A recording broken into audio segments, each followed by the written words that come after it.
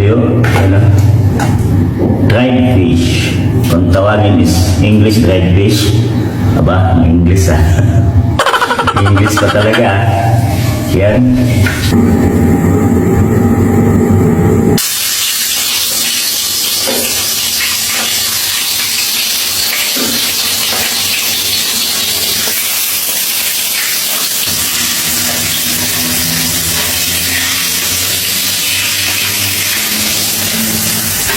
Lagyan na natin.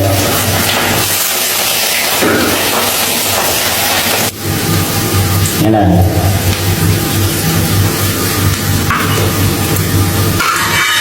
Luto na ang ating first ulam.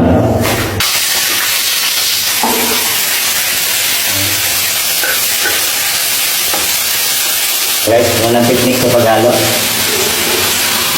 Ayan. Corned beef.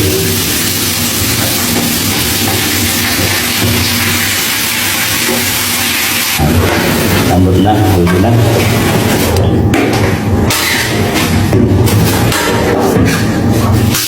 Ito na ang ating corned beef. So, third menu is sinangag na kanin or fried rice. Lagyan natin yung kanin.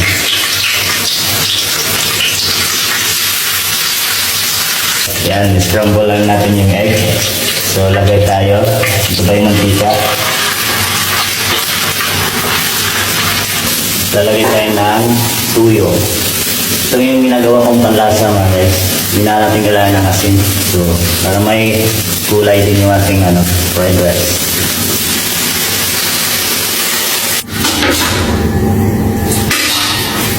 Yan. Fried rice. Tuyo. Corned beef. Saka fried rice. So, kain na tayo mga guys. Alas 10 na ng umaga.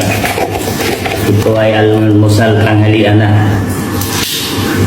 Yung klase na ito. So, tignan natin yung luto natin. Ayun tayo. Nakamiss itong pagkain.